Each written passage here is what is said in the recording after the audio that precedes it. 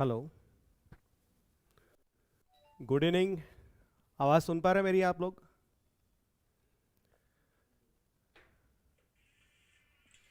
A very warm good evening to all of you.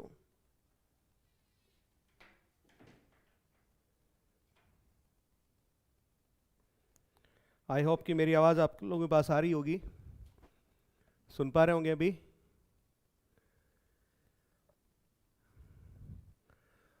आज का जो सेशन है, जैसा कि मैंने आपको कल ही इन्फॉर्म कर दिया था पिछले वाले सेशन में, कि आज का जो सेशन रहेगा वो अपना पूरा हम कंसंट्रेट करेंगे, पूरा फोकस करेंगे जॉन मिल्टन पे। जॉन मिल्टन, उसका ऑन हिज ब्लाइंडनेस, जो कि ग्रेड फर्स्ट इंग्लिश के लिए प्रिस्क्राइब्ड है poem. Maths with Mehra. Good evening dear, very good evening. कैसे हैं? खैर, क्वेश्चंस की लिस्ट मैं काफ़ी लंबी लेकर के आया हूं, और ये जो क्वेश्चंस हैं जो आज मैं आप लोगों को लेकर के आया हूं, काफ़ी खोजबीन करके, काफ़ी वक्त बिता करके इनको एक तरह से यूँ मान लीजिए, ये क्वेश्चंस नहीं है, सबरी के बेर हैं आप लोगों के लिए। इन क्वेश्चंस को देख करके आपको काफ़ी अच्छा लगने वाला है कि हम किन किन एंगल से जॉन मिल्टन को देख सकते हैं, कितनी तरह से जॉन मिल्टन पे क्वेश्चंस तैयार हो सकते हैं। ये सारी मैंने कोशिश इसमें करी है, और भी आपको आगे भी क्वेश्चंस मिलते रहेंगे। फिलहाल जितने क्वेश्चंस अपन कर पाते हैं वो अभी अपन स्टार्ट कर रहे हैं। तो सबसे पहले मैं स्टार्ट करूंगा आरपीएससी ने जो क्वेश्चंस पूछे हैं उनसे, ताकि आप लोगों को लगे कि ये जो क्वेश्चंस जो आप लोग कर चुके हैं आरपीएससी के एग्जाम्स में, आप देख चुके हैं, उन प्रश्नों का लेवल और मैं जो आपको लेवल दे रहा हूं, ठीक है, उनमें कितना जमीन आसमान का अंतर रहने वाला है। तो दोस्तों, मैंने कोशिश ये करी है कि जो आरपीएससी का लेवल है उससे मैं बढ़ करके थोड़ा सा एडवांस लेवल पर आपको लेकर के जाऊं। ठीक है, ऑन हिज ब्लाइंडनेस एक सोनेट है, मात्र 14 पंक्तियों की कविता है। उन 14 पंक्तियों में भी हम बहुत सारे क्वेश्चन जो है खोज करके लेके आए। तो चलिए शुरू करते हैं। पहले आरपीएससी ने जो आप लोगों से सवाल पूछे, सबसे पहला सवाल जो ग्रेड फर्स्ट में संस्कृत एजुकेशन डिपार्टमेंट ने 2018 में पूछा है, वो सवाल देख लीजिएगा कि when was Milton's on his blindness first published. सवाल पे गौर कीजिए, पब्लिश कब हुआ है, ठीक है, ये पूछा है। क्लियर? तो पब्लिश जो है ये आपका हुआ था 1673 में। 1680, 1690, 1694, ये जो ऑप्शंस दे रखे हैं ये तो आपके हो ही नहीं सकते, क्योंकि मिल्टन की जो डेथ है वो आपकी कब हो गई थी? 1674 में। ठीक, ये तो काफी बाद की डेट्स दे रखी हैं, तो इनका तो कोई मतलब भी नहीं निकला। क्लियर? आगे बढ़िए, अगला सवाल देखिएगा। सवालों पे थोड़ा सा अपन ज़्यादा नहीं रुकेंगे, खास तौर से वो सवाल जो फैक्चुअल है, तो फैक्चुअल सवालों पे अपन थोड़ा कम रुकेंगे, ताकि वो प्रश्न जिनको थोड़ा डिस्क्रिप्शन की आवश्यकता पड़ती है वहां पर अपन थोड़ा वक्त ज़्यादा दे सकें। ठीक है, तो Milton's poem on his blindness is a और एन, क्या है ऑन हिज ब्लाइंडनेस? तो सीधी सी बात है भैया, सोनेट है। बेहद ही सरल सवाल है, आरपीएससी चाहती है आपका सवाल गलत हो ही ना। ठीक है, ऐसा मेरे ख्याल में जितने स्टूडेंट्स एग्जाम में बैठे होंगे उनका सभी का ही सही जवाब था, किसी का भी गलत नहीं था, सिवाय उन बदनसीब छात्रों के जिन्होंने, ठीक है, कहीं पर कोई ओएमआर सीट में भरते समय कोई गलती कर दी होगी, उनका भले ही कोई गलत हो सकता है, बाकी का सबका ये सही रहा होगा। क्लियर है? ठीक है, ये ना तो एलेजी है, ना बैलेड है, ना ही एपिक है, ये सिर्फ सोनेट है। What does the word yoke mean in the line bear his mild yoke? ये जो पंक्ति आती है bear his mild yoke, इसमें ये जो एक शब्द लिया गया है yoke, ठीक है, इस शब्द का क्या अर्थ है मिल्टन की ब्लाइंडनेस नाम से जो पोएम है उसमें? संस्कृत डिपार्टमेंट का सवाल है ना? देखिएगा, अ बर्डन विच ऑप्रेसेस और रेस्ट्रेंस अ पर्सन, अर्थात एक ऐसा बोझ जो किसी व्यक्ति को रोकता है कोई काम करने से। गारमेंट और अ पीस ऑफ ज्वेलरी, कोई पहनने का कोई गारमेंट है या कोई गहने का कोई आइटम है, पीस ऑफ ज्वेलरी है। माइल्ड ड्रिंक, कोई हल्का कोई सॉफ्ट ड्रिंक है क्या? ट्रीटमेंट या किसी इलाज का नाम है। आरपीसी यहां पर भी चाहती है आप इसको बिल्कुल सही करके आए, गलत करके ही ना आए।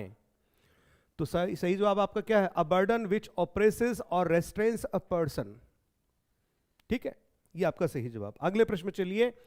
How according to Milton in his on his blindness does one best serve God?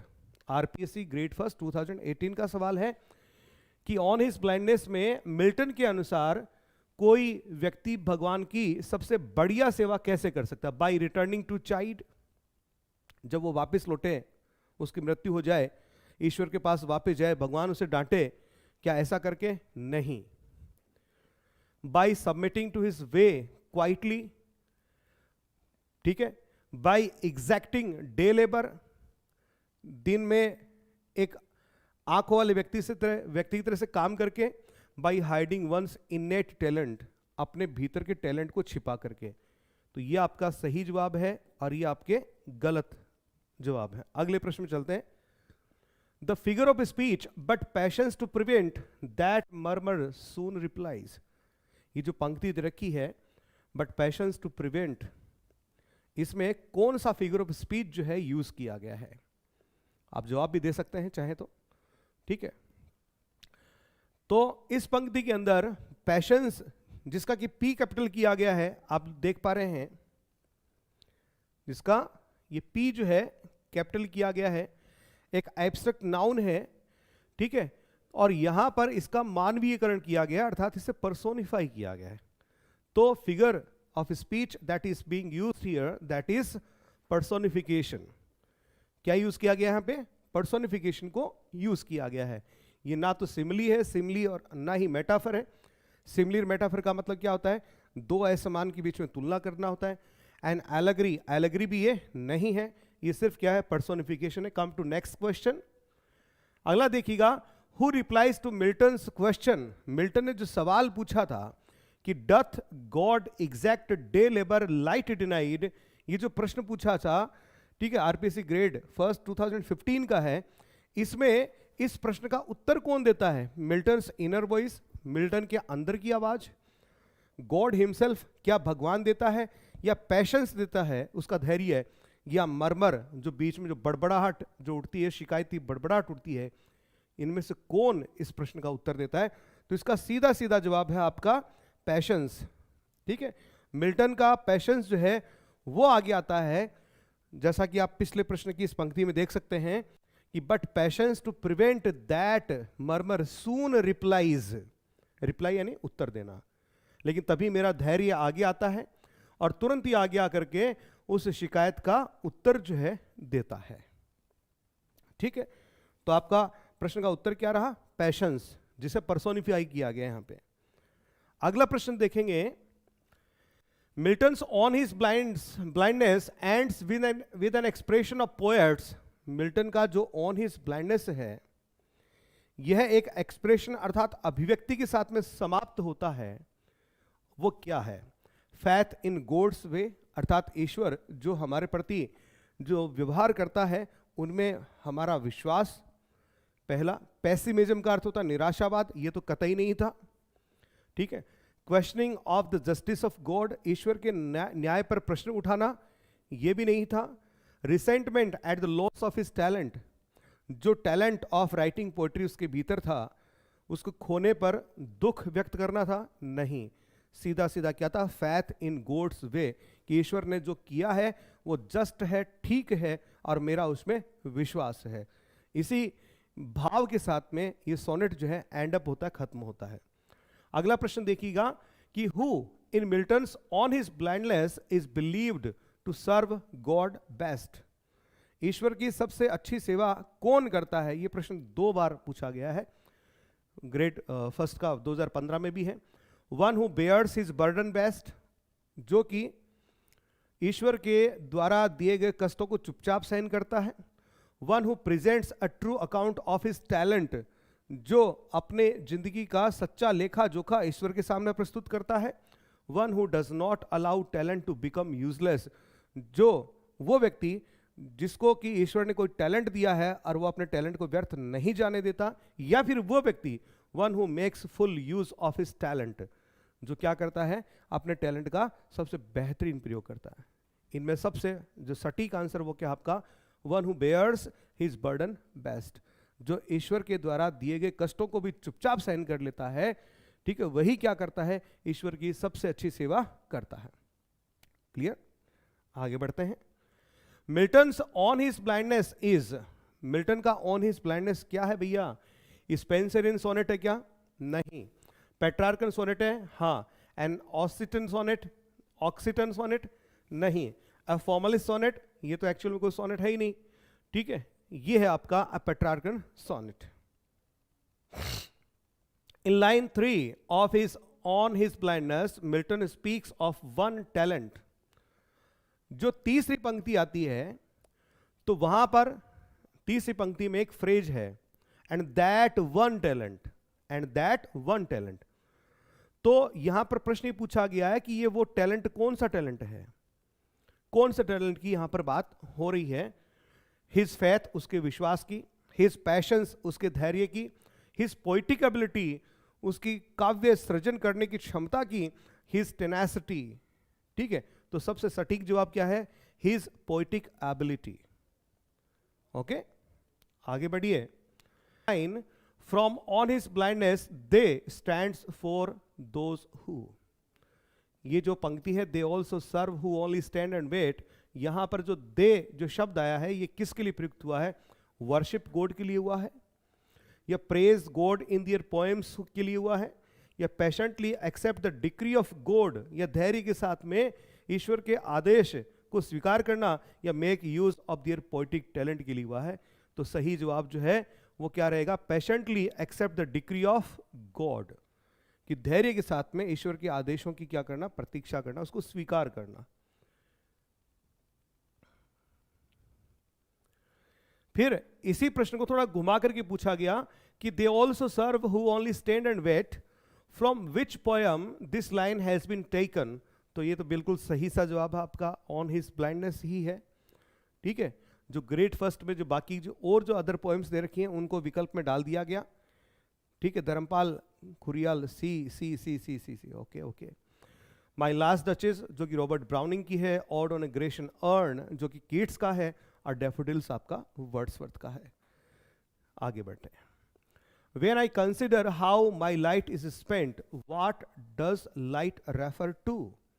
यहां पर लाइट जो शब्द दिया गया है इसका संबंध किससे है वो देखते हैं। इंफ्रारेड रे? नहीं भैया, कतई नहीं।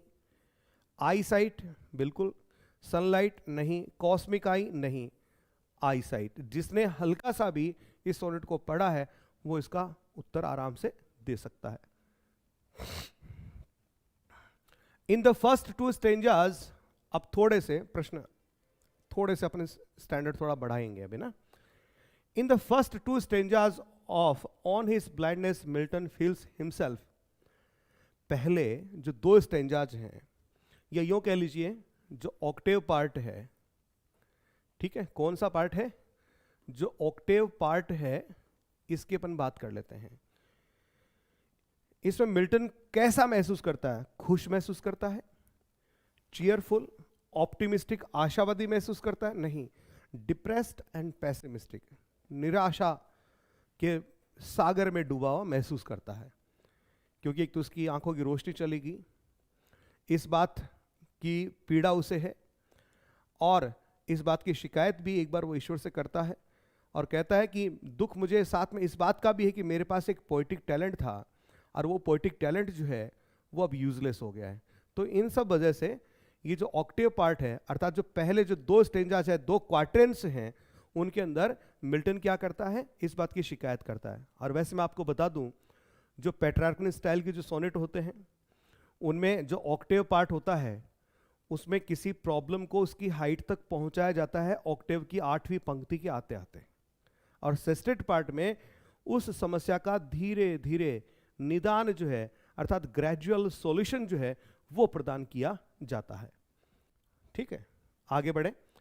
God will chide the poet, ईश्वर जो है कवि को क्या करेगा, डांटेगा, बिकॉज ऑफ नॉट यूजिंग, क्योंकि इसने काम में नहीं लिया है। क्या काम में नहीं लिया? मनी, धन, ये तो था ही नहीं इसमें, गलत जवाब है। ब्लाइंडनेस, क्योंकि उसने अंधेपन को काम में नहीं लिया।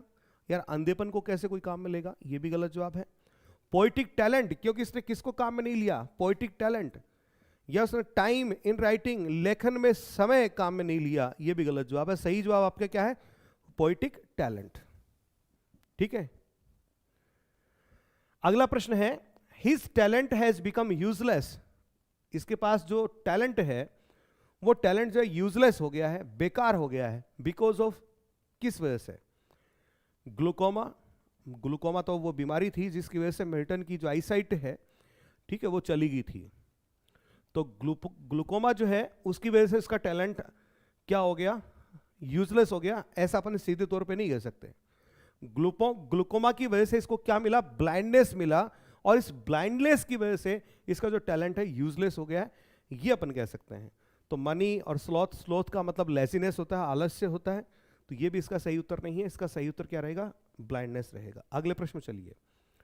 इन द फर्स्ट लाइन, पहली पंक्ति, when I consider how my light is spent, what does light means. ये तो खैर थोड़ा पहले भी आ गया था प्रश्न, बस बदले विकल्प के साथ में है। तो इसका सही जवाब है eyesight, moonlight, sunlight, street light, tube light, twilight. ऐसा कोई भी जवाब इसका सही जवाब नहीं होगा, आई साइट इसका सही जवाब है। Milton thinks that God will chide him. Milton ऐसा सोचता है, G K M K Kodi sir, good evening sir ji, very good evening. Milton thinks that God will chide him because of, Milton सोचता है कि ईश्वर मुझे डांटेंगे, क्यों? क्योंकि his inability in presenting his true account, क्योंकि मृत्यु पश्चात वह अपना सच्चा लेखा जोखा ईश्वर को प्रस्तुत नहीं कर पाएगा, नहीं, ये कोई वजह नहीं है। His loss of I site, नहीं, ये भी कोई वजह नहीं है। इसको एक बार हटाते हैं भैया, थोड़ा सा हम वापस लौटते हैं। Milton thinks that God will chide him because of, Milton सोचता है कि भगवान, ईश्वर उसे डांटेंगे, क्यों डांटेंगे? नीचे से लेते हैं। His participating in the civil war, जो क्रॉमवेल के नेतृत्व में जो कॉमनवेल्थ गवर्नमेंट आई थी, जो सिविल वॉर हुआ था, उसमें मिल्टन ने पार्टिसिपेट किया था, इस वजह से डांटेंगे? नहीं। ही इज मैरिंग 3 टाइम्स, उसने 3 बार शादियां करी, 3 शादियां करी, इस वजह से डांटेंगे? नहीं।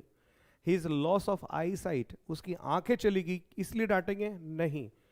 ये आपका सही जवाब है। His inability in presenting his true account, क्योंकि वह ईश्वर के सामने अपना सच्चा अकाउंट जो है, ऑनेस्ट अकाउंट जो है, वो प्रस्तुत नहीं कर पाएगा। ऑनेस्ट अकाउंट से मतलब क्या है कि उसके पास पोएटिक टैलेंट था, but he couldn't he make a better use of it, ठीक है, लेकिन उसका बेहतर प्रयोग नहीं कर पाया था, इसलिए ईश्वर उसे डांटेंगे।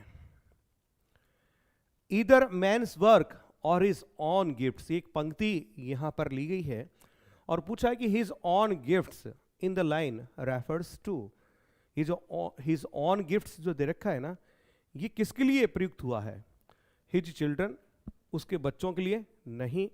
मिल्टन्स पोएटिक टैलेंट, या God's gift of writing poetry to Milton, या मिल्टन्स ब्लाइंडनेस, या मिल्टन्स पोएटिक टैलेंट, मिल्टन का पोएटिक टैलेंट, या वो टैलेंट है। देखिए भाषा में, देखिए भाषा में थोड़ा सा फर्क देखिए, मिल्टन्स पोएटिक टैलेंट कि मिल्टन का पोएटिक टैलेंट। और दूसरा ऑप्शन क्या कह रहा है? दूसरा ऑप्शन ये कह रहा है कि ईश्वर के द्वारा मिल्टन को दिया गया पोएटिक टैलेंट। प्रवीण कुमार मीरा कह रहे हैं सर आपका पढ़ाने का तरीका एक्सीलेंट है। थैंक यू प्रवीण, अच्छा लगा मुझे भी सुनकर के कि आपको अच्छा लगा, ठीक है, थैंक यू। तो सही जवाब आपका ये रहेगा, God's gift of writing poetry to Milton, his own gifts. ये हिज है ना, देखिए इसका एच भी क्या है, कैपिटल है।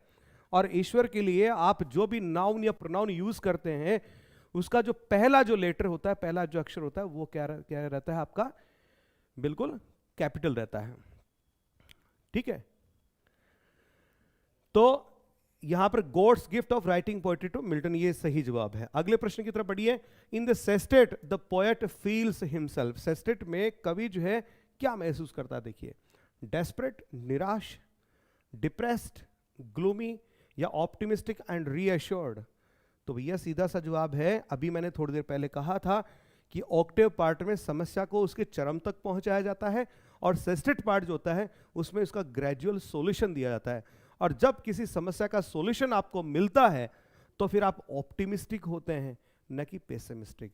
तो सही जवाब आपका क्या है? Optimistic and reassured. तो कवि जो है यहां पर आशावाद से भरपूर होता है और अपने आप को अश्योर महसूस करता है। ठीक है, अगला प्रश्न देखिएगा। दैट मर्मर सून रिप्लाइज, वो शिकायत, मर्मर का मतलब क्या है? वो शिकायत जो बिल्कुल मध्यम मध्यम आवाज में करी गई थी बड़बड़ाते हुए। सून रिप्लाइज, जल्दी उसका जवाब दिया जाता है। यहां पे the word murmur refers to, murmur जो शब्द आया उसका मतलब क्या है? कंप्लेंट्स। देखिए कंप्लेंट्स, कंप्लेंट्स दो विकल्प में दे रखे हैं। चांटिंग ऑफ सम हाइम्स तीसरा है, ये तो हो ही नहीं सकता आपका उत्तर। प्रीचिंग बाय क्राइस्ट, ईश्वर के द्वारा उपदेश, ये भी नहीं हो सकता। कंप्लेंट वाले में से कोई सा है, लेकिन कौन सा? देखिए कंप्लेंट्स इन लो वॉइस और कंप्लेंट्स इन हाई वॉइस, यानी चिल्ला करके शिकायत थोड़ी कर रहा था, ये तो बहुत धीमे धीमे मध्यम तरीके से कर रहा था। इसलिए आपका सही विकल्प क्या रहेगा? कंप्लेंट्स इन लो वॉइस। सर लिटरेचर पूरी टीच करेंगे क्या यूट्यूब पर? लिटरेचर देखिए पूरा संभव नहीं हो पाएगा क्योंकि इससे बहुत तरह की समस्याएं आती हैं, टेक्निकली भी समस्या आती हैं। आपको भी एडवर्ड काफ़ी देखने को मिल जाते हैं इसमें, इसलिए आप स्काई एजुकेटर का जो ऐप है वहाँ पे आइए, वहाँ पर आपको पूरा कंप्लीट पैकेज जो है मिल जाएगा। आगे देखिएगा।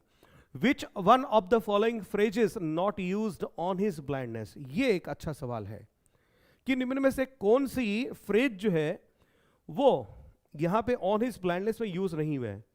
ये अच्छा सवाल इसलिए है क्योंकि पूरी आपकी याददाश्त को टटोलता है कि आपको ये 14 पंक्तियां जो है आपके जेहन में है क्या, आपके दिमाग में है क्या। यदि आपको ये थोड़ा बहुत याद है तो आप इस प्रश्न का उत्तर दे पाएंगे। माई मेकर बिल्कुल है। हिज स्टेट, अगला शब्द भी अपने को याद है, हिज स्टेट इज किंगली।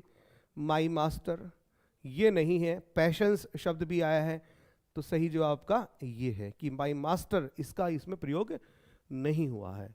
ठीक है, माई मेकर का भी प्रयोग हुआ है, हिज स्टेट इज किंगली इसका भी प्रयोग हुआ है, पैशंस का भी प्रयोग हुआ है। अगले प्रश्न पे चलिए। Which is death to hide, ये जो फ्रेज आई थी which is death to hide, उस पे चलते हैं। इस लाइन का मीनिंग क्या है देखिएगा।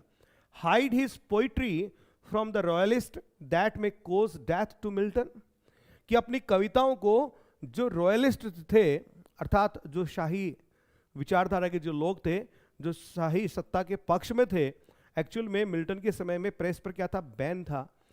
ठीक है, पहले कुछ भी आप पब्लिश करेंगे तो आप उसको पब्लिश करने से पहले उसको आप सेंसरशिप करवाइए, उसको चेक करवाइए कि वो छपने लायक है या नहीं, हमारे खिलाफ तो नहीं है ना।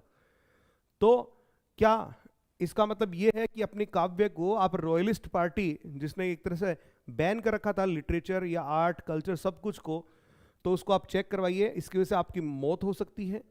ठीक है, क्या इसका अर्थ ये है? नहीं, ये इसका मीनिंग नहीं है।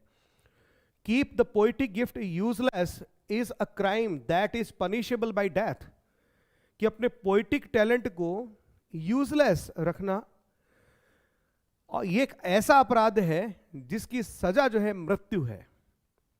बिल्कुल यही इसका सही जवाब है।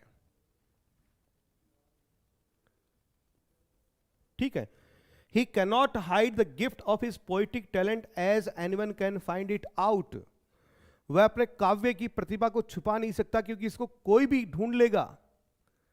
ठीक है, ये इसका जवाब नहीं है। डिस्पाइट बीइंग ब्लाइंड, अंधा होने के बावजूद ही प्रीफर्स डेथ, वह मरना चाहता है। ये तो कोई विकल्प ही नहीं हुआ यार। ठीक है, तो ये आपके गलत जवाब है और ऑप्शन बी जो आपका सही जवाब है। अक्की सर ए कहा आपने, क्या आपने इस प्रश्न के संदर्भ में कहा है? इस प्रश्न के लिए तो बी ऑप्शन सही रहेगा। कविता चौधरी डेली आती है क्या ये क्लास? सर बिल्कुल डेली है क्लास अभी। ठीक है, आप कल भी इसमें अपन मुलाकात करेंगे। अगले प्रश्न में चलिए।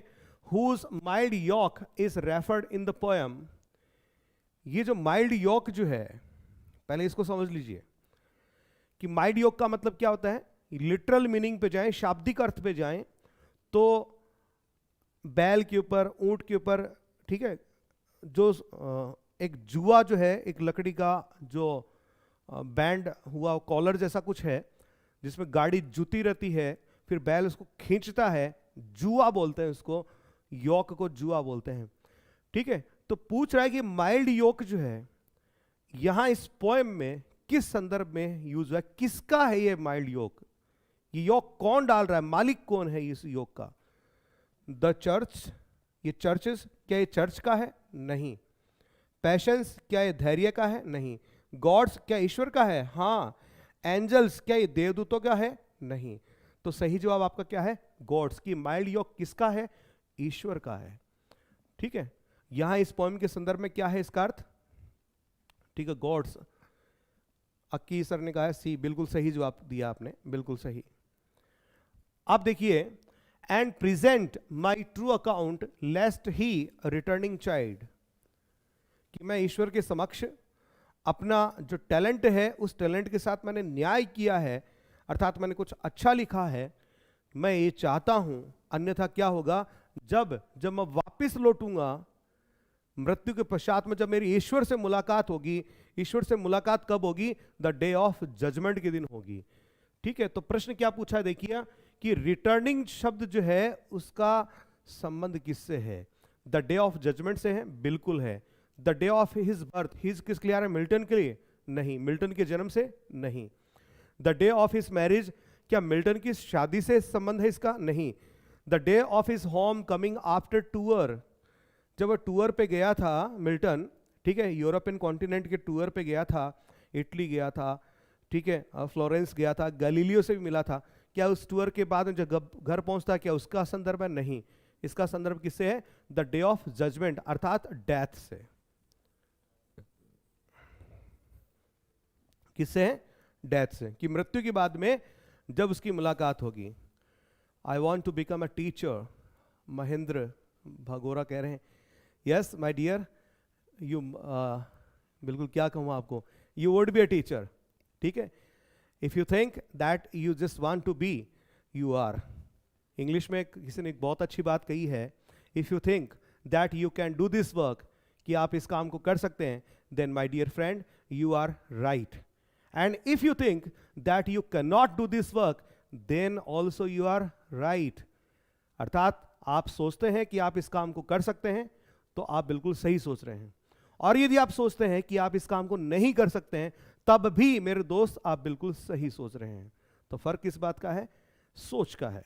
और आपने क्या कहा है? I want to become a teacher, that is your thinking. तो ये आपकी सोच है, और आपने सोच लिया है तो आधा काम आपने पूरा कर दिया है, और बाकी का काम आप और मैं, यानी हम मिलकर के कर लेंगे। तो जुड़े रहिए हमारे इस चैनल स्काई एजुकेटर के साथ में, और साथ में अपन सफलता तक जरूर पहुंचेंगे। ठीक है, अगले प्रश्न पे चलते हैं। Who will chide or scold Milton for not using his poetic talent? Milton ने अपने पोइटिक टैलेंट को काम में नहीं लिया, इस बात की वजह से उसे डांटेगा कौन? ठीक है, क्या उसके दोस्त डांटेंगे? नहीं। गॉड, भगवान डांटेगा? हाँ। पैशंस, क्या उसका धैर्य डांटता है? नहीं। एंजल्स, क्या वो देवदूत जिनका जिक्र इसमें हुआ है? नहीं।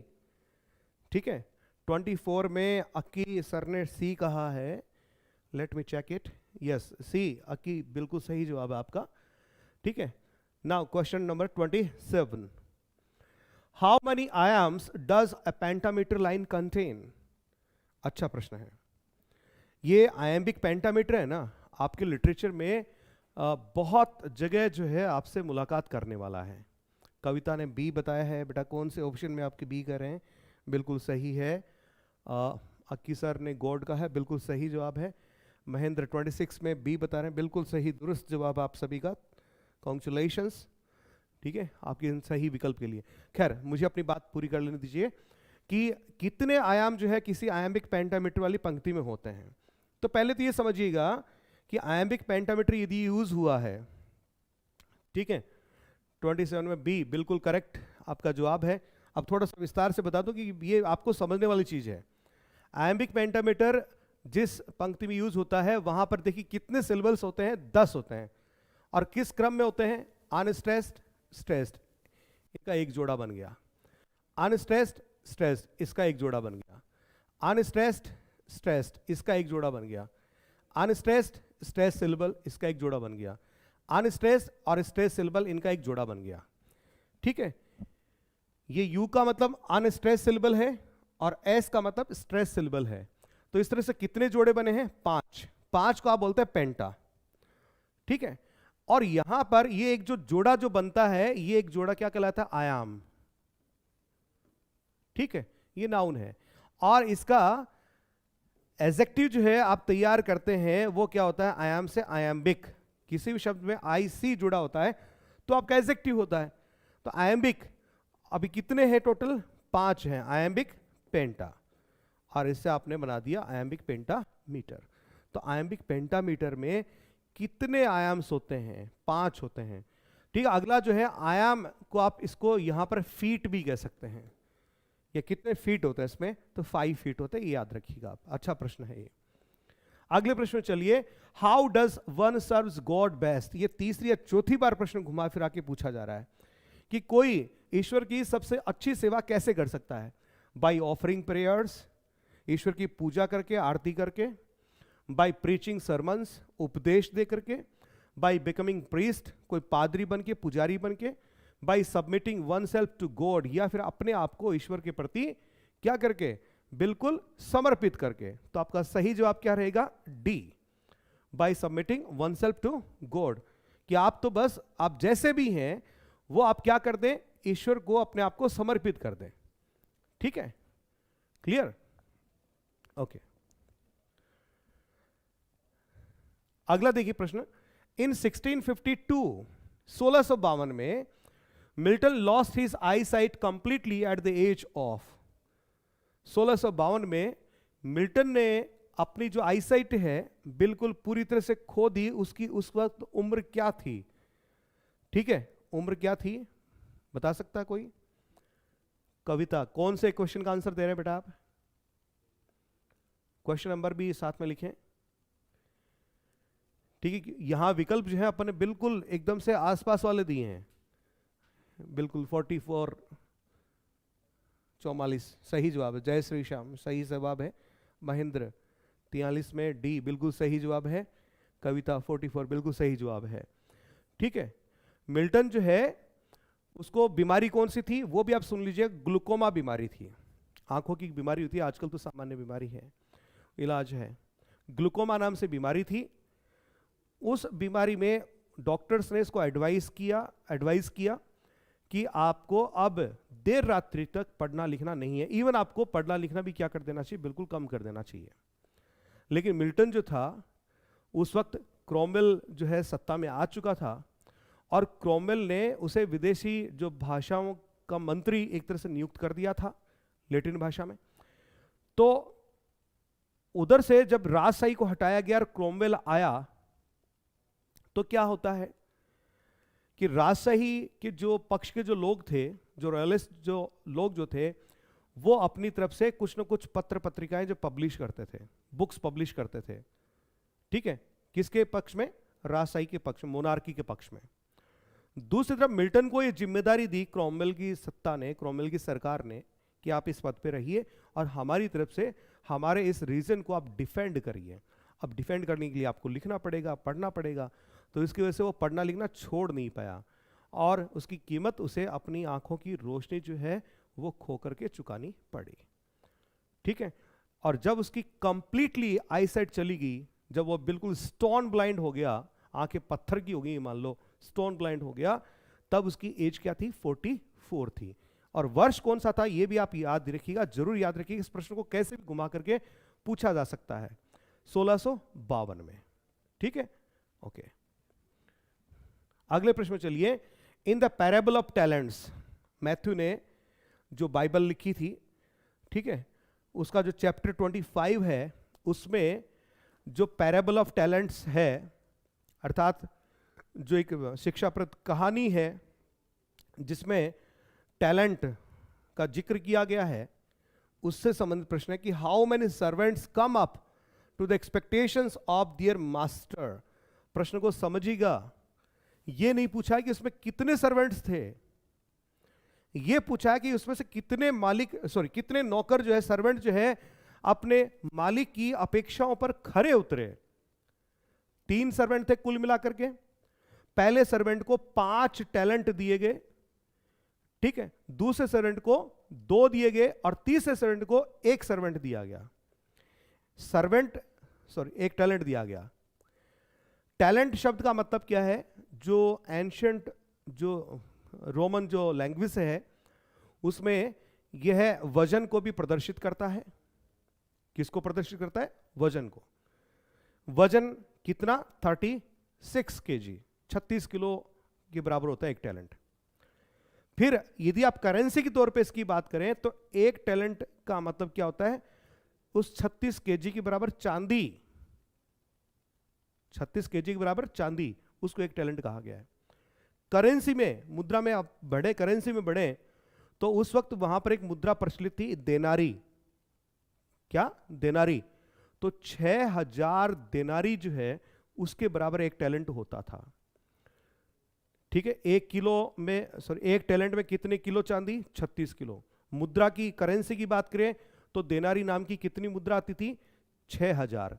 और एक देनारी का मतलब एक चांदी का सिक्का होता था। तो एक टैलेंट का मतलब क्या हो गया? 6000 चांदी के सिक्के हो गए। तो पहला जो नौकर है उसे कितने टैलेंट मिले? 5। तो 6 पंजो 30 हो गए, 6 गुणा 5 है ना 30। तो उसने क्या किया? उसका डबल कर दिया, इन्वेस्टमेंट किया उसको और व्यापार में पैसा कमा लिया, ठीक है, और उसको डबल कर दिया। रमाकांत यादव कह रहे हैं बी ऑप्शन है। तो भैया बी में तो 3 दे रखे हैं, है ना, 3 कैसे होगा? प्रश्न को आप पढ़िए एक बार ढंग से। ठीक, दूसरा जो नौकर था उसको कितने दिए गए? 2 टैलेंट दिए गए, उसने भी इसको डबल कर दिया, 4 कर दिए इसके। जो तीसरा सर्वेंट जो था उसको 1 टैलेंट मिला, लेकिन वो बिल्कुल आलसी था, कामचोर था। उसने क्या किया? उस धन को जमीन में गाड़ दिया, धन को जमीन में गाड़ दिया। और जब मालिक वापस लौटता है और जब उनसे अकाउंट्स मांगता है, हिसाब किताब मांगता है, जैसे ट्रू अकाउंट शब्द जो है मिल्टन ने यूज किया, वहीं से यूज किया। टैलेंट शब्द भी उसने वहीं से यूज किया है, ठीक है। इसको आप अल्यूशन भी बोलते हैं। जब कहीं से कोई शब्द जो है यहां यूज कर लिया, किसी बाइबल से यहां यूज कर लिया, उसकी तरफ इशारा कर रहा है, ये शब्द हमें उसकी याद दिला रहा है, ये शब्द वहां से लिया गया है, तो उसको आप अल्यूशन भी बोलते हैं, ठीक है। तो मालिक क्या करता है? जो पहले जो 2 सर्वेंट हैं उनको तो उनकी प्रेज करता है, बड़ाई करता है, उनको इनाम देता है। और ये जो तीसरा सर्वेंट है उसको क्या करता है? डांटता है, पनिशमेंट उसको देता है। अब क्या पूछा है कि मालिक की अपेक्षा पर कितने नौकर खरे उतरे? तो भैया कुल तो 3 थे, लेकिन खरे कितने उतरे? 2। तो प्रश्न आपको संभल करके पढ़ना है। इस तरह के प्रश्न थोड़े अच्छे क्वालिटी के प्रश्न हैं। यहां पर स्टूडेंट जो चूक कर जाते हैं। रवि शर्मा जी के नमस्कार सर जी। बिल्कुल नमस्कार रवि, कैसे हैं आप? आगे देखिए अगला प्रश्न। Every line of this sonnet has, इस सोनेट की प्रत्येक पंक्ति में कितने सिलेबल्स हैं? अभी मैं आपको बता ही रहा था कि आयम्बिक पेंटामीटर का इसमें यूज हुआ है। आयम्बिक पेंटामीटर का मतलब उसमें कितने सिलेबल्स होंगे? 10 सिलेबल्स होंगे, ठीक है। तो नियर बाई ऑप्शन देखें 8, 9, 10 और 12, लेकिन सही जवाब आपका क्या है? 10। अगला देखिए कि on his blindness is Milton's expression of, on his blindness जो है उसमें मिल्टन का एक्सप्रेशन क्या है?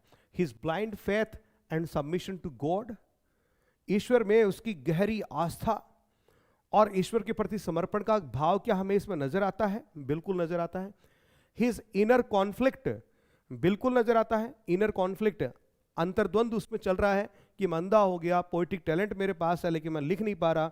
ये भाव आपको कहां देखने को मिलता है? ये आपको ऑक्टेव पार्ट में देखने को मिलता है। His blind faith and submission to God, ये आपको कहां देखने को मिलता है?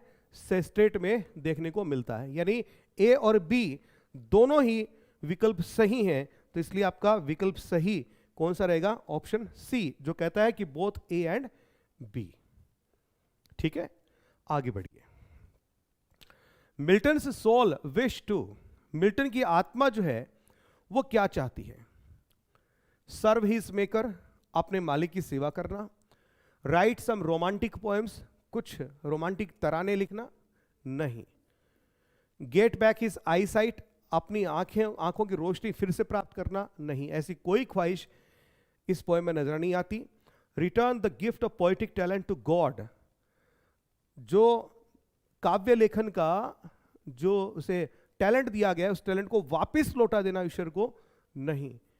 सर्व his maker, serve his master, अपने मालिक की सेवा करने का भाव जो है मिल्टन यहां पर व्यक्त करता है। तो आपका ऑप्शन ए इसमें सही था। अगले प्रश्न में चलिए। Doth God exact day labour light denied? प्रश्न क्या पूछा है देखिएगा कि what is meant by day labour. यहां जो डे लेबर जो शब्द यूज किया गया है उसका अर्थ क्या है? Labour done in the day time, दिन में किया गया श्रम। Labour done by a blind man, एक अंधे व्यक्ति के द्वारा किया गया श्रम। Labour done in the day time by the man with I site, दिन में किया गया श्रम जो कोई आंखों वाला व्यक्ति कर सकता है। यह labour that Milton did for the Commonwealth, वह कार्य जो मिल्टन ने कॉमनवेल्थ के लिए किया था, क्या उसका आशय इसमें स्पष्ट है? आप बताइए। इस प्रश्न के लिए उत्तर के लिए मैं थोड़ा सा रुकता हूं, बताइए। देखिए आप,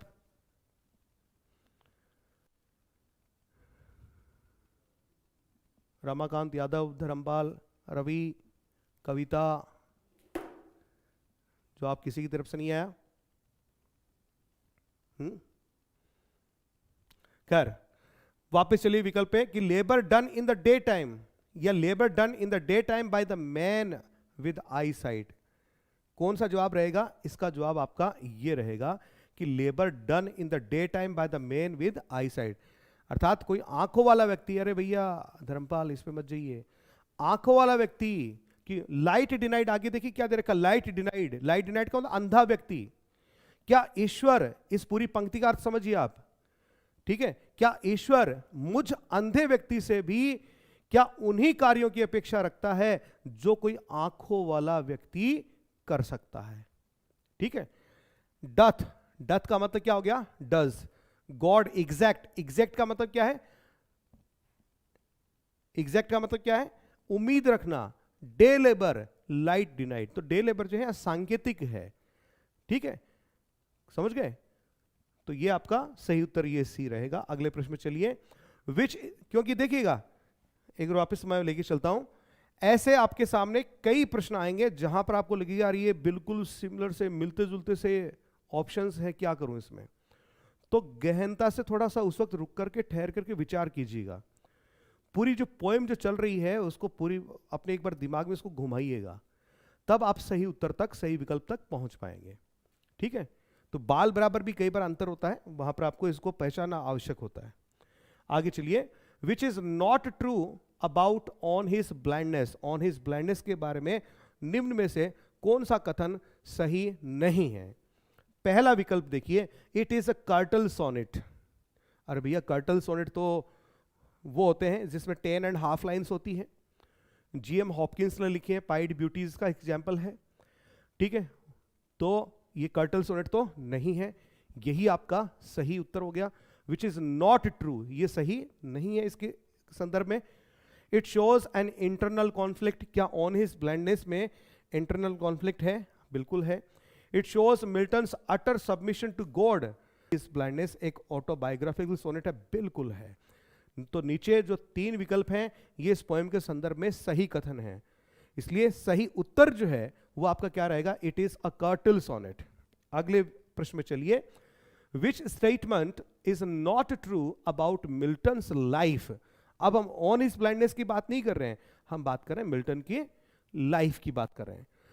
ठीक है, तो कौन सा कथन जो है मिल्टन के जीवन से जो यहां पर लिए गए हैं और वो सही नहीं है? पहला विकल्प देखिए, Milton was born in 1608 and died in 1674, सही है। Milton was educated eight Christ college, Christ college में पढ़ा था, बिल्कुल सही है। मिल्टन्स एलर्जी, सॉरी एलर्जी नहीं है, थोड़ा सा इसको हटा देते हैं इस शब्द को।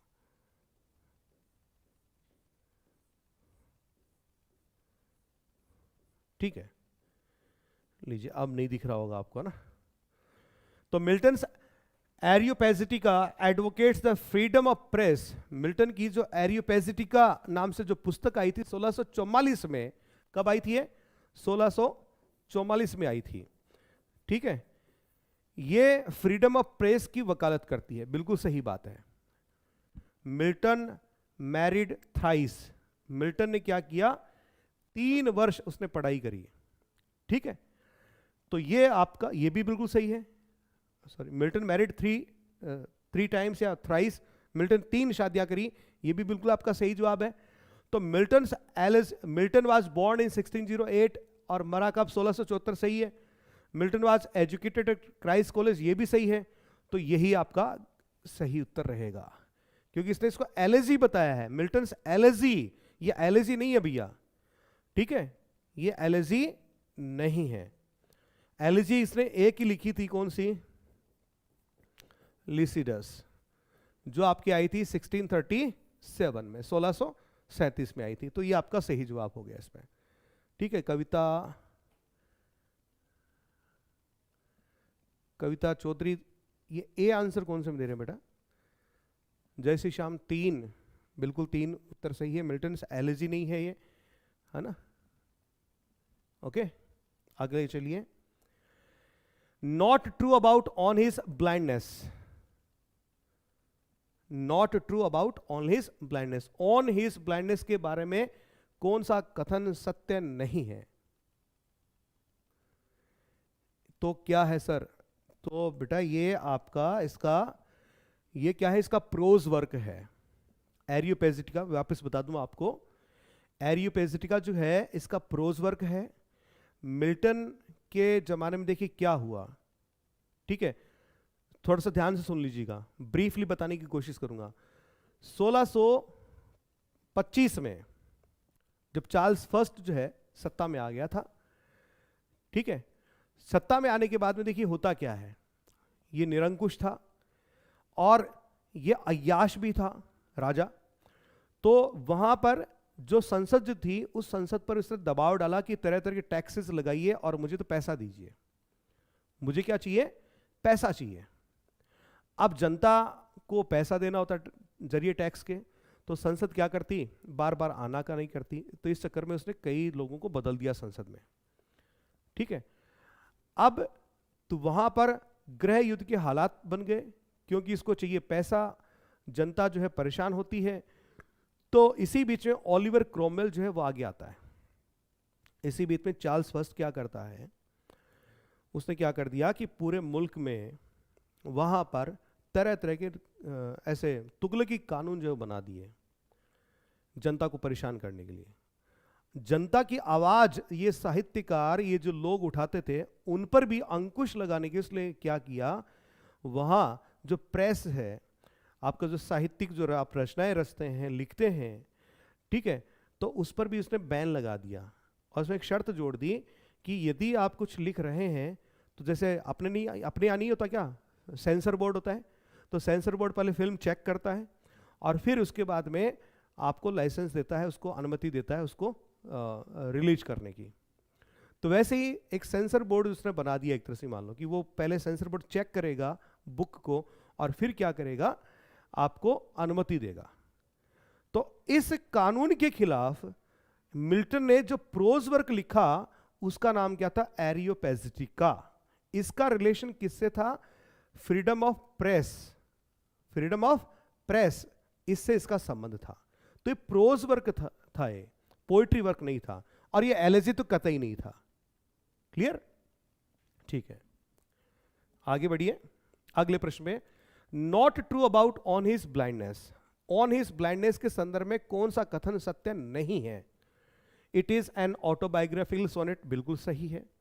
It was written after Milton became completely blind, Milton के पूरी तरह से अंधा होने के बाद में लिखा गया था, बिल्कुल सही है। It is in an Italian sonnet, classical sonnet, Petrarchan sonnet, कुछ भी आप कह सकते हैं इसको, बिल्कुल सही है। It shows Milton's lack of faith in God's actions, ईश्वर के द्वारा जो कार्य किए जाते हैं उसमें मिल्टन विश्वास नहीं दिखाता है या उनमें विश्वास का अभाव दिखाता है, क्या ऐसा है? नहीं। तो इसमें आपका सही जवाब बिल्कुल क्या रहेगा, 36 रहेगा। जय श्री श्याम, बिल्कुल सही जवाब है बेटा आपका। Figure of speech use in the line below, एक नीचे पंक्ति दे रखी है, कौन सा फिगर ऑफ स्पीच यूज हुआ है वो देखिएगा। And that one talent which is death to hide, और वो एक टैलेंट जिसको, जो कौन सा है, राइटिंग पोइट्री, उसको छिपाना जो है एक ऐसा अपराध है जिसकी सजा जो है मृत्यु होती है। तो इसमें फिगर ऑफ स्पीच कौन सा यूज किया गया है? तो पहले तो आप देखिए कौन से शब्द की ये विशेष तौर पे बात कर रहा है। ये जो टैलेंट शब्द है इसकी बात कर रहा है। ठीक है, टैलेंट शब्द जो है इसका एक अर्थ प्रतिभा भी होता है, एक अर्थ इसका यहां पर वो मुद्रा भी है, करेंसी भी है। तो जब किसी एक शब्द के दो अर्थ निकले, जैसे मैं आपको एक उदाहरण के तौर पे बोलूं, नेचर का मतलब क्या होता है? प्रकृति होता है। अब कहीं से जवाब आएगा सर स्वभाव भी इसका उत्तर होता है, बिल्कुल सही है। तो नेचर के कितने अर्थ हो गए? दो, प्रकृति या स्वभाव। तो जब किसी एक शब्द के दो अर्थ निकले तो वो क्या है? पन अर्थात श्लेष अलंकार है।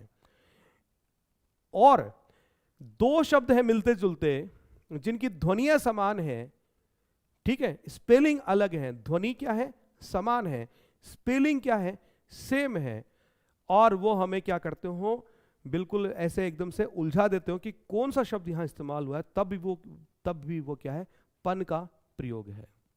जैसे आपने पढ़ा होगा कहीं पे कि N ambassador is a person who lies abroad for his country.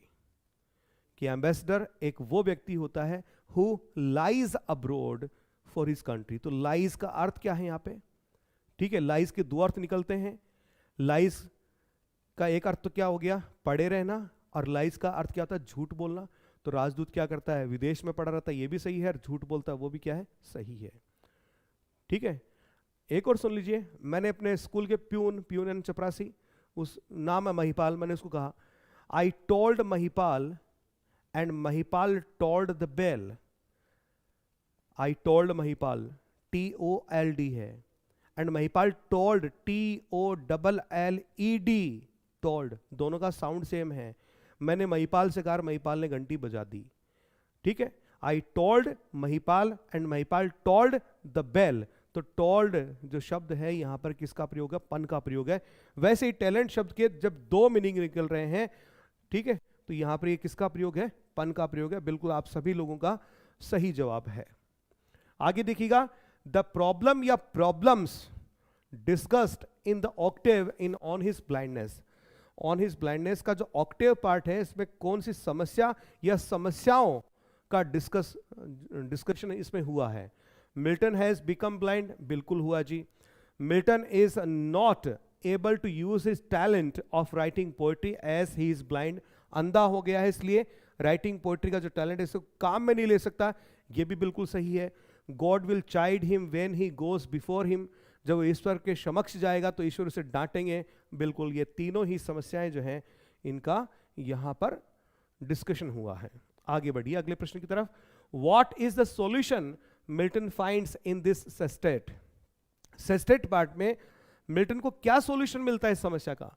God need not man's help, ईश्वर को मनुष्यों की सहायता की आवश्यकता नहीं है, बिल्कुल दुरुस्त सही जवाब है।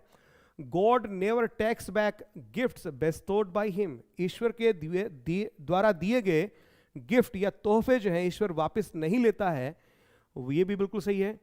Those who accept God's will serve him best, और जो ईश्वर की इच्छा जो है, ठीक है, उसी को क्या मान लेता है? अपने कर्म भाग्य मान लेता है, वो भी ईश्वर की सेवा करता है, बिल्कुल सही है। तो ऑल ऑफ दी अबव सही जवाब है। रमाकांत, कविता एंड जय श्री श्याम, बिल्कुल सभी का सही जवाब है।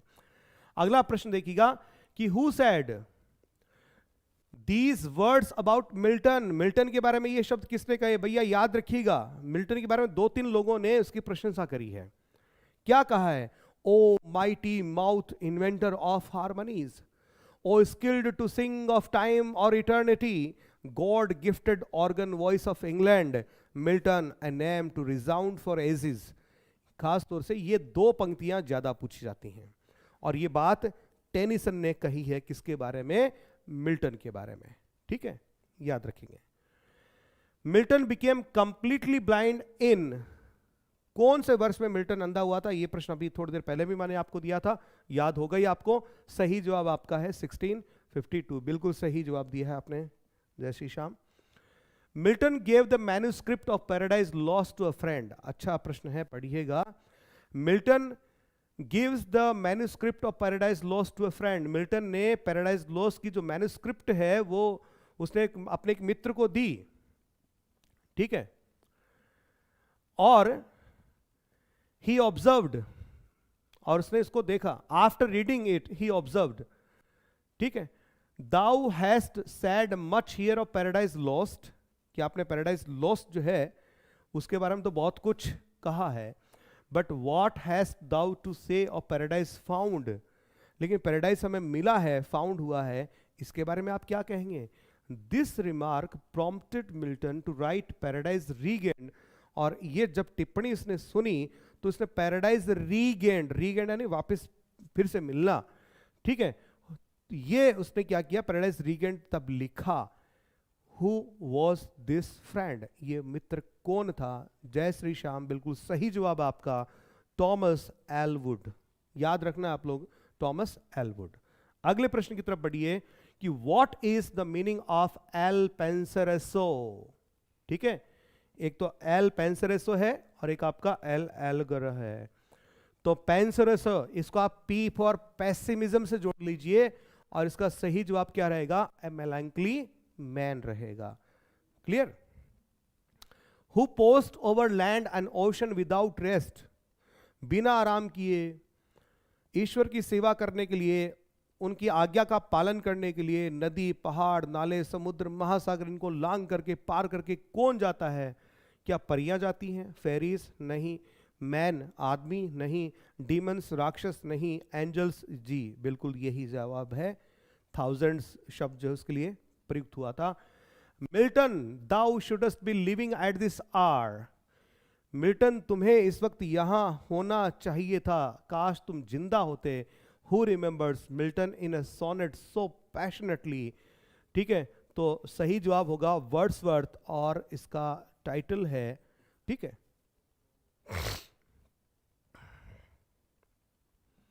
मिल्टन्स कॉमस इज, मिल्टन की जो कॉमस है वो क्या है? एक नृत्य नाटिका है भैया, अ मास्क, ठीक है, एक मुखौटा नाटिका है, मास्क है कॉमस नाम से।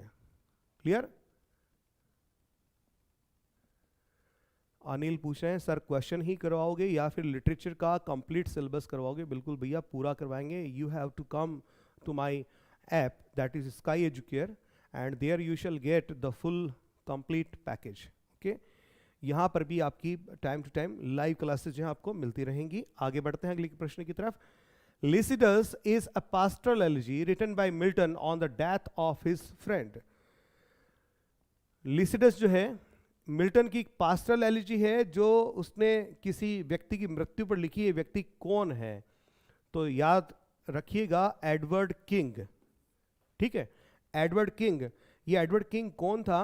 ये इसका साथी था। कहाँ का? क्राइस्ट कॉलेज कैम्ब्रिज, वहां पर इसके साथ पढ़ता था, ठीक है। ये आयरिश सागर जो है, आयरिश सी जो है, उसको क्रॉस कर रहा था तो पानी में डूबने से इसकी मृत्यु हो जाती है। तब उसने ये लिखा था लिसिडस, ठीक है। ये भी आप ईयर जो है साथ में याद रखिएगा, 1637, 1637 में। जो इंग्लिश लिटरेचर की 5 फेमस एलिजीज हैं उनमें से ये एक है। Which book of the Paradise Lost begins with an invocation to light. Paradise Lost जिसके कुल मिलाकर के 12 भाग हैं, 12 पार्ट में हैं, उसमें से कौन सा पार्ट जो है लाइट अर्थात रोशनी, उसके आह्वान से स्टार्ट होता है। इन्वोकेशन एंड आह्वान। तो इसका सही जवाब है बुक 3, जिसकी पहली पंक्ति क्या है? ईश्वर कहता है कि लेट देयर बी लाइट, कि रोशनी हो जाए, और इतना कहते ही रोशनी हो जाती है। Let there be light and light was there, ठीक है। इस तरह से पैराडाइज लॉस्ट बुक 3 जो है वो ओपन होता है। तो आपका सही जवाब क्या रहेगा? Book 3। In his college days Milton was called lady of Christ college. अपने कॉलेज के जमाने में मिल्टन को लोग जो है लेडी ऑफ क्राइस्ट कॉलेज कहते थे, या यूं कह लो मिस कॉलेज कहते थे। क्यों कहते थे? मिल्टन जो है अत्यधिक गोरा था, दुबला पत्ता था, लड़कियों की तरह से बाल उसके काफी ब्राउनिश थे, इसलिए इसको लड़की लड़की कह करके चिढ़ाते थे।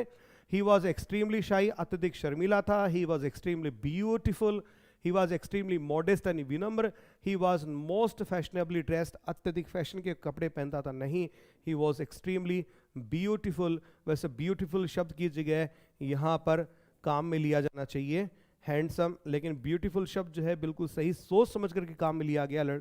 लड़कों के लिए ब्यूटीफुल शब्द काम में नहीं लेते हैं, हैंडसम लेते हैं। बट चूंकि यहाँ मिल्टन को ये लड़कियों की जो उपमा है, ठीक है, उससे संबोधित कर रहे हैं, इसलिए यहाँ पर ब्यूटीफुल शब्द को काम में लिया गया है। ठीक है, तो सही जवाब ये रहेगा आपका। अगले प्रश्न में चलते हैं। Milton wrote 4 tracts on divorce. Milton ने 4 प्रोज वर्क लिखे थे डिवोर्स पे। Why did he write so many tracts on divorce? उसने डिवोर्स पे इतने सारे जो प्रोज वर्क क्यों लिखे? तो सीधी सी बात है, मिल्टन की शादी 1642 में हुई और उसके शादी के कुछ दिनों पश्चात ही उसकी पत्नी मैरी पॉवेल, जो उसकी पहली पत्नी जो थी मैरी पॉवेल जो है, वो उसे छोड़ के अपने पिता के घर चली जाती है और काफी वर्षों तक वापस नहीं लौटती है। ठीक है, गौर करने वाली बात यह है कि मिल्टन की आयु उस वक्त 34 वर्ष थी, जबकि मैरी पॉवेल जो है उसकी आयु 17 वर्ष थी, यानी उम्र में जस्ट उससे हाफ। पहला कारण। दूसरा कारण, मिल्टन एक प्यूरिस्ट था, प्यूरिटन था, ठीक है, और इसकी पत्नी जो है वो रॉयलिस्ट से ताल्लुक रखती थी, रॉयलिस्ट विचारधारा की थी, इसलिए विचार भी नहीं मिलते थे। उम्र का भी एक बहुत बड़ा फासला था। ठीक है, he was double of her age, ये भी एक कारण था। तो तुरंत वो छोड़ के चली जाती है। इसी बीच में अब मिल्टन को अपना वैवाहिक जीवन चलाने के लिए अपनी पत्नी की आवश्यकता होती है, तो वो परेशान होता है। तो डिवोर्स होना चाहिए, डिवोर्स तलाक लेकर के फिर मैं दूसरी शादी कर लूं, ये इस संदर्भ में उसने 4 जो है बुक जो है वो लिखी डिवोर्स के ऊपर। ठीक है, यहीं पर क्या होता है, मिल्टन का एक अफेयर जो डेवलप होता है डेविस नाम की एक महिला के साथ में। हालांकि एक अलग बात है, Davis just turn down Milton's request for marrying her. ठीक है, मिल्टन की रिक्वेस्ट को अस्वीकार कर देती है, शादी नहीं करती है उससे। लेकिन ये सूचना जो है इसकी पत्नी मैरी पॉवेल के पास पहुंचती है कि मिल्टन का अफेयर चल रहा है कहीं से। तो मिल्टन की पत्नी मैरी पॉवेल जो है तुरंत दौड़ी दौड़ी आती है और रिकंसिलिएशन ऑफ द मैरिज जो है उनकी हो जाती है। क्लियर? तो अब आपको कारण समझ में आ गया कि उसने क्यों लिखा। तो because divorce was a social problem in his times? नहीं, ये वजह नहीं थी। Because his first wife Mary Powell left him within a few weeks after the marriage. बिल्कुल सही जवाब है। शादी के कुछ एक सप्ताह में उसकी पत्नी उसको छोड़ करके चली जाती है। कविता ने सही जवाब दिया है बिल्कुल। Because he wanted to divorce his first wife? नहीं, ये कारण नहीं था। Because he wanted that divorce should not be very easy, कि डिवोर्स इतने आसान नहीं होने चाहिए, नहीं, ये भी नहीं था। कारण सीधा बी था। अगले प्रश्न चलिए। What is the meaning of L'Allegro? L'Allegro, Il Penseroso, Penseroso को मैंने पी फॉर पेसिमिज्म से जोड़ा था, समझ गए आप? तो एलेग्रो इसका जस्ट ऑपोजिट है। ठीक है, हैप्पीनेस से इसका संबंध है। तो स्कॉलरली पर्सन भी नहीं है, हीरोइक मैन भी नहीं है, चीयरफुल एंड हैप्पी से है, बिल्कुल मेलांकली नहीं है। सही जवाब क्या रहेगा? अ चीयरफुल मैन, ये आपका सही उत्तर रहेगा। अगला देखिएगा। A poet admires Milton in these lines. एक कवि जो है मिल्टन की प्रशंसा इन पंक्तियों के माध्यम से करता है। पंक्तियां क्या है, पढ़िएगा। Nor second he that rode sublime upon the seraph wings of ecstasy, कि वो दूसरे नंबर पे नहीं था, अर्थात प्रथम था। ये जो बात है टॉमस ग्रे कहता है अपनी प्रोग्रेस ऑफ पोएजी में। किसमें कहता है? प्रोग्रेस ऑफ पोएजी नाम से जो इसने ओड लिखा था, ठीक है, इसमें ये इसकी बड़ाई करता है। क्लियर? ध्यान दीजिएगा, टॉमस ग्रे। प्रवीण, आपको ऐप पर आना पड़ेगा, सारी इंफॉर्मेशन आपको वहीं मिलेगी प्रवीण। ठीक है प्रवीण, सारी इंफॉर्मेशन बेटा आपको वहीं पे मिलेगी। टॉमस ग्रे जो है नियोक्लासिकल एज का पोइट है। इसने शेक्सपियर की बड़ाई में भी एक क्या लिखा है, बार्ड, द बार्ड नाम से एक ओड लिखा है। ठीक है, और यहां पर शेक्सपियर को ये क्या कहता है, किनारे, साउथम्पटन नाम का कस्बा है, वहां एक नदी बहती है। ठीक है, PSB रिप्लाई सर यस और नो। आपका क्वेश्चन क्या भाई? क्वेश्चन ही नहीं पढ़ा मैंने तो आपका। ठीक है, क्वेश्चन आपका पढ़ा नहीं है, सो ask me the question again. तो सही जवाब आपका क्या रहेगा इसमें? Thomas Gray. और कहां से लिया है? प्रोग्रेस ऑफ पोइजी, इसमें से लिया है। ये एक ओड है, ठीक है। और टॉमस ग्रे खुद कौन है? नियो क्लासिकल एज का पोएट है, जिसने elegy written in a country churchyard लिखा है। ठीक है, चलिए आगे बढ़ते हैं। आगे क्या बढ़ेंगे? अभी सवाल आपके कंप्लीट हो गए, पूरे हो गए। ठीक है, तो ये आपके लिए कुछ प्रश्न थे। उम्मीद करता हूं ये प्रश्न जो है काफी आपको अच्छे लगे होंगे, और हमारी टीम ने इनके लिए काफी मेहनत करी है। और भी क्वेश्चन जो हैं आपको मिलेंगे, स्तरीय प्रश्न आपको मिलेंगे। ये प्रश्न देख करके आप समझ गए होंगे कि इन कक्षाओं का स्तर जो है किस तरह का रहने वाला है। ये हमने जो तैयार किया मटेरियल, ये पूरा सिंपल टू कॉम्प्लेक्स, अर्थात सरल से जटिल की ओर, इस थ्योरी को ध्यान में रख करके हमने इसको तैयार किया है। तो दोस्तों, आप लोग भी हमारे साथ में इसी तरह से जुटे रहिए, क्योंकि आप लोगों का सपोर्ट जो है वो हमारे लिए हिम्मत का काम करता है।